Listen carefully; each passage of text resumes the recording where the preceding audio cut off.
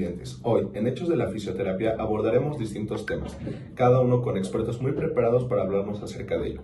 Los temas que tendremos esta noche son la higiene postural en el regreso a clases, la prudencia, la historia de la fisioterapia, cómo se trata a una persona con discapacidad, las ayudas técnicas y accesibilidad, así como también hablaremos del CIF, ámbitos de la actuación en la fisioterapia, el trabajo interdisciplinario, la higiene postural, la evaluación postural estático, así como otros temas como la prevención y manejo de secuelas, la gimnasia laboral y pacientes con amputaciones junto a los pacientes con quemaduras.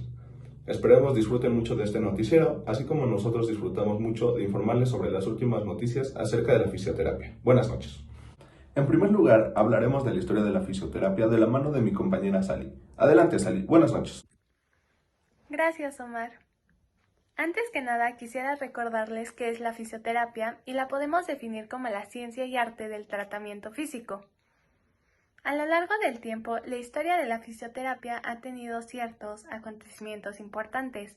Por ejemplo, en la América precolombina, los mayas realizaban el zumpulche o baño de sudor y los aztecas el temazcalli o baño de vapor, lo que dio origen al uso terapéutico del agua. En la fecha del 8 de septiembre de 1951 se creó la Confederación Mundial de la Fisioterapia. Y como dato curioso, ese mismo día, pero del año de 1966, se establece el Día Mundial de la Fisioterapia. Por último, en la década de los 80, la OMS oficializa el primer modelo experimental de la Clasificación Internacional de Deficiencia, Discapacidad y Minusvalía. Igualmente, en México han existido varios sucesos importantes que han dado paso a la fisioterapia en nuestro país. El 30 de abril de 1943 se realizaron los primeros intentos de terapia en el Hospital Infantil de México Federico Gómez, el cual ya contaba con un servicio de medicina física y rehabilitación bajo el cargo del Dr. Alfonso Toen Zamudio. Después de la Segunda Guerra Mundial, surge la epidemia de la poliomielitis, en la cual la población infantil que sobrevive requiere de atención fisioterapéutica. Y el 5 de julio es un día muy especial, ya que se considera el Día Nacional de la Fisioterapia, y ese mismo día, pero del año de 1955, se funda la Asociación Mexicana de Terapia Física y Rehabilitación, cambiando de nombre a Asociación Mexicana de Fisioterapia en el año 2001. Muchas gracias por la información, Sally. Muy interesante la historia de la fisioterapia. Pasando a otro tema, hablemos sobre los ámbitos de la actuación de la fisioterapia. Y empezaremos por los niveles de atención, que se dividen en tres, que son los primarios, los cuales se basan en la prevención de un problema o enfermedad diana. Los secundarios, que es sobre la disminución de la duración y gravedad de una enfermedad. Y por último, los terciarios, que son aquellos que tratan sobre la reducción del grado de discapacidad. Esos son los niveles de atención. Pasando a los ámbitos de actuación, tenemos cuatro. El primero, la labor docente, que trata sobre participar en la planeación y desarrollo de la formación continua del fisioterapeuta, así como de planificar y desarrollar programas de concientización y orientación al personal subalterno y auxiliares, así como a familiares y entorno del paciente. Luego tenemos la labor de gestión.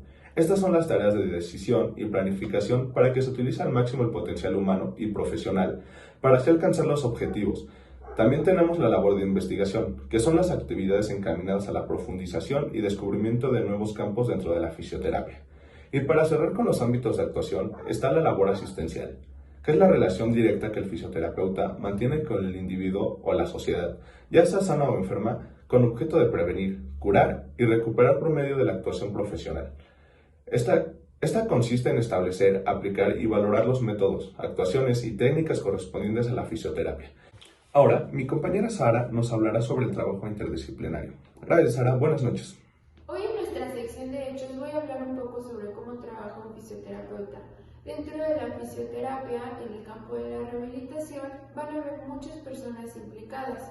Unas van a ser más importantes que otras en ciertos momentos. Vamos a tener tres diferentes tipos de equipos. Está el equipo multidisciplinario. Este se caracteriza porque cada persona va a trabajar de una manera independiente. Tenemos el equipo interdisciplinario. En el equipo interdisciplinario va a haber un coordinador. Este coordinador va a evaluar y va a organizar a los demás para que en un cierto momento se lleguen a juntar. Y en el equipo transdisciplinario vamos a necesitar la ayuda de otras áreas que no tengan que ver con la salud. La fisioterapia se va a ayudar de diferentes tipos de ciencias, como la psicología, la tanatología.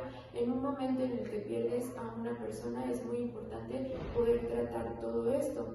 La sexología también, la medicina, la terapia del lenguaje y muchas otras más. Eso es un poco sobre la fisioterapia. Perfecto, Sara, muchas gracias. Enseguida volveremos con mi compañera Sally, que nos va a hablar sobre la higiene postural. Adelante, Sally. Hablando sobre higiene postural, está vinculada a la rama de la medicina que se dedica a la conservación de la salud y prevención de enfermedades, la cual tiene distintos conceptos y técnicas que deben aplicarse para controlar los factores que pueden tener efectos nocivos sobre la salud. El fin de la higiene postural principalmente es reducir y prevenir la carga y daños a la columna vertebral. Existen múltiples causas que pueden ocasionarnos algún tipo de lesión, pero dentro de las principales se encuentran músculos débiles, levantamiento de cargas pesadas o repetitivas, levantar carga con los brazos estirados desde el inicio en vez de tenerlos pegados al cuerpo, posiciones incorrectas por mucho tiempo ya sea sentados o parados, resbalar o caer. Este tipo de lesiones se pueden prevenir haciendo ejercicio, teniendo una alimentación adecuada y, por supuesto, teniendo una buena higiene postural. Ahí lo tienen. Muy interesante lo que nos dijo Sally sobre la higiene postural. Muchas gracias, Sally. Ahora pasaremos con mi compañero Alonso, que nos va a hablar sobre la evaluación postural estática. Muy buenas noches. Bienvenidas y bienvenidos a esta sección tan importante en donde nos encanta hablar sobre el cuerpo humano. El día de hoy les traemos un tema fascinante que estoy seguro que les encantará y es sobre la evaluación postural estática. Comencemos. Antes de comenzar, debemos definir lo que es postura. La postura es una disposición relativa de las partes del cuerpo en un estado de equilibrio. Teniendo en claro qué es postura, también tenemos que definir los tres tipos de cuerpo que nos enfrentaremos a la hora de evaluar. El primero de ellos es el endomórfico. El tipo endomórfico es un cuerpo pesado, en el cual el tejido adiposo predomina y sobresale. Además, una característica importante es que el abdomen sobresale del tórax. Mesomórfico es aquel que desarrolla una gran masa muscular y además tiene una cintura muy delgada. Y por último, el ectomórfico, que es el caso de nuestro paciente. Son sujetos delgados en el cual los músculos y cintura son muy finos. Algunos aspectos estructurales y funcionales que afectan e influyen en la postura del individuo son el equilibrio muscular, el tono muscular y la posición articular. Y aquí es importante recalcar que todos los sistemas corporales deben integrarse como uno solo. Para tener una evaluación de calidad, dividiremos en tres planos: el transversal, el sagital y el coronal. Esta vista del paciente es un plano coronal anterior. Aquí podemos observar que la cabeza está un poco rotada hacia la derecha. También, si observamos detenidamente, el hombro izquierdo está caído con respecto al derecho.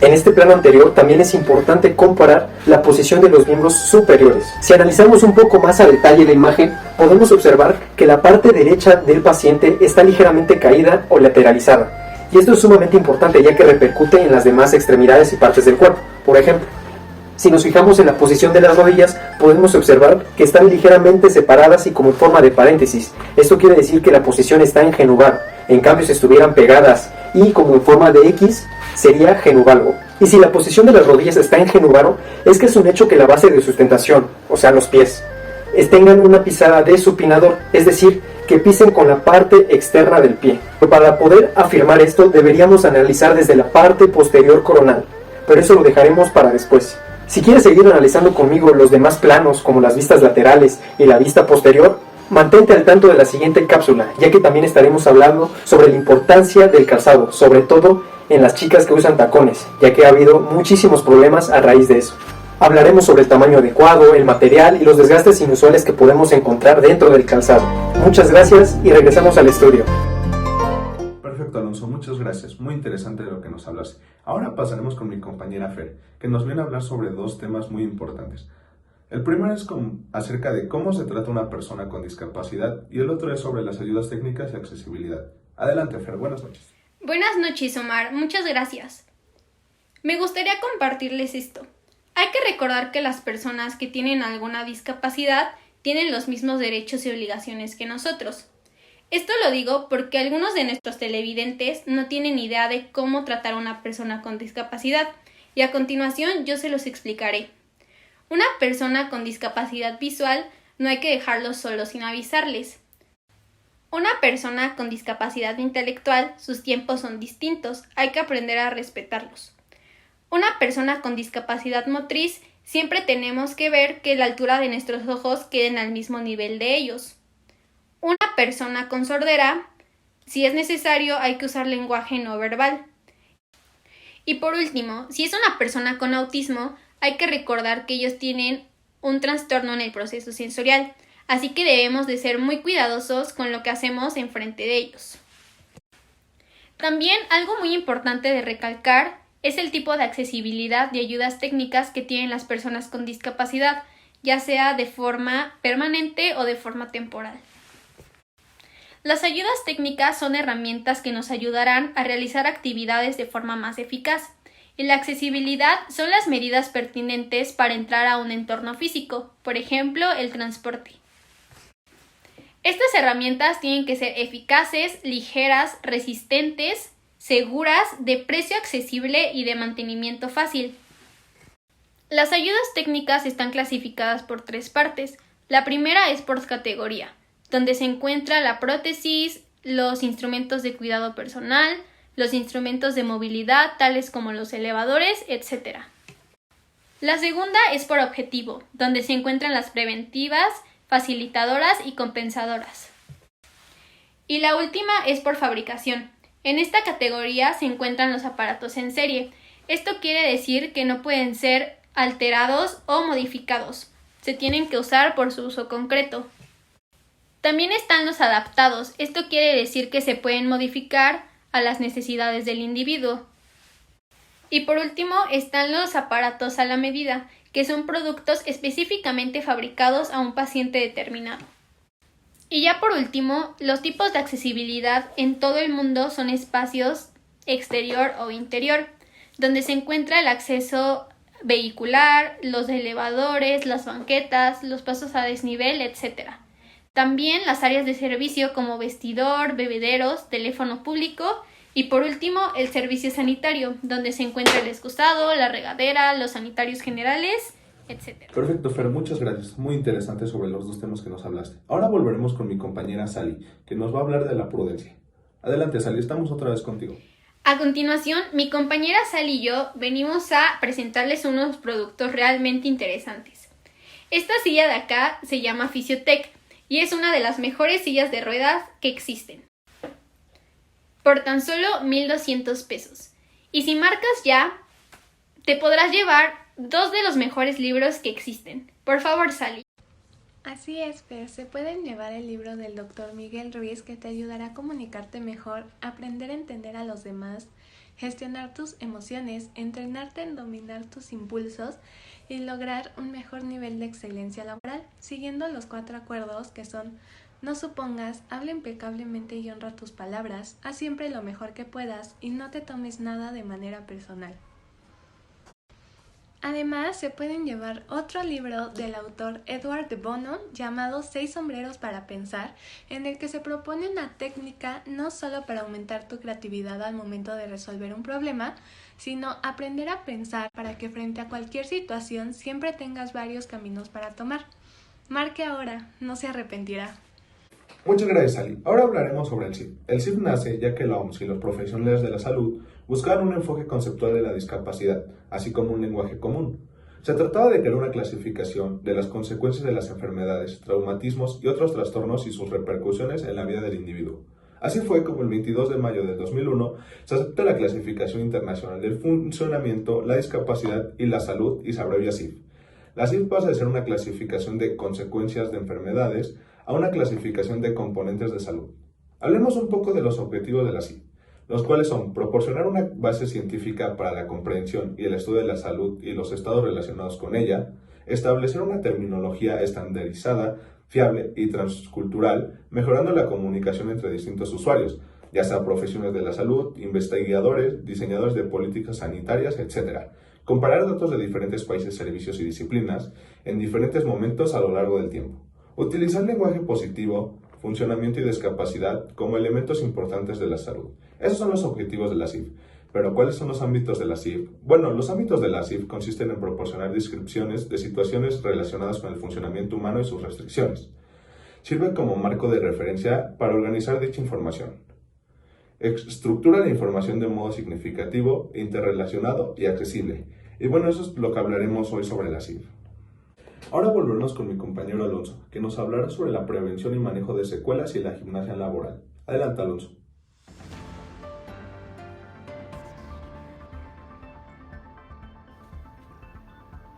¿Sí?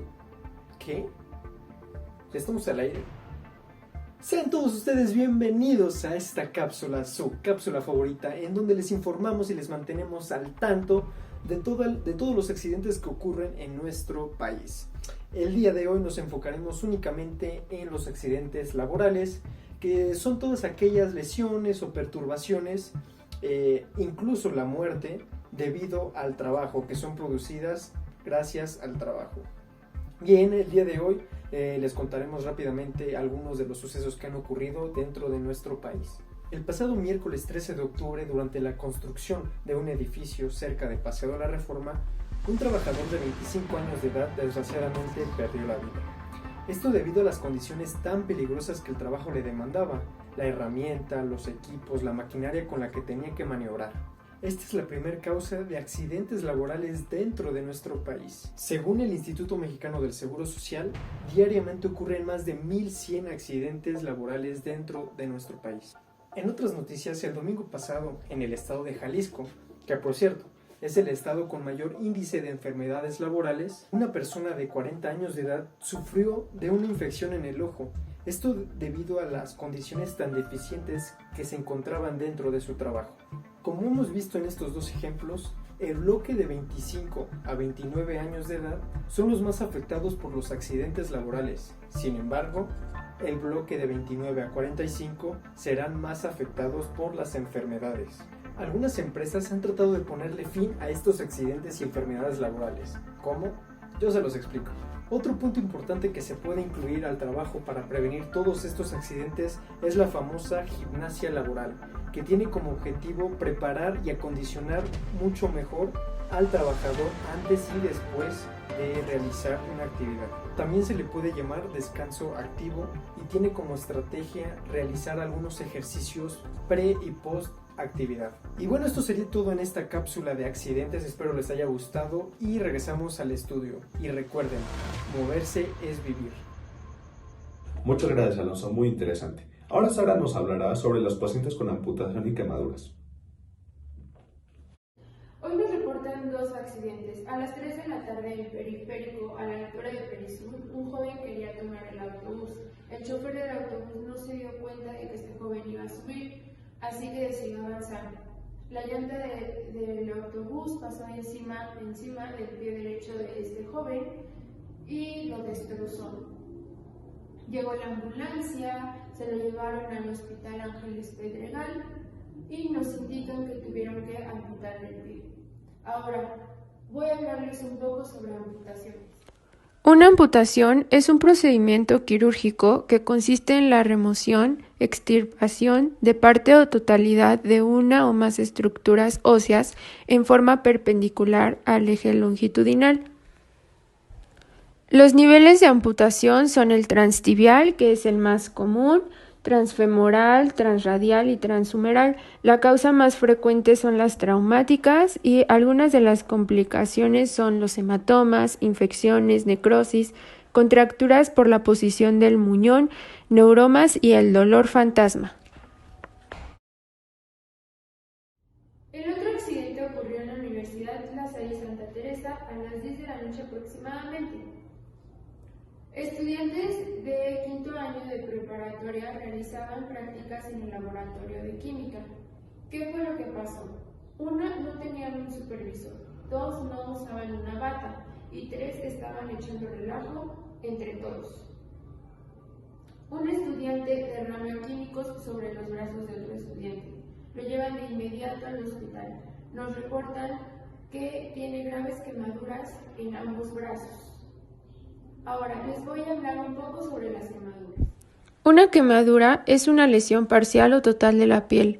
Las causas son por el calor, por la electricidad y por agentes químicos. Esta es muy importante saber que este puede seguir actuando durante mucho tiempo después de la exposición si la ropa no se retira. El tratamiento inicial empieza desde la hospitalización y debe de ser muy precoz y de forma preventiva. Muchas gracias, Sara. Y así es como llegamos al final de este noticiero. Muchas gracias por sintonizarnos y esperemos les haya gustado. Esperemos verlos la próxima semana con otro noticiero de Hechos de la Fisioterapia. Muchas gracias y buenas noches.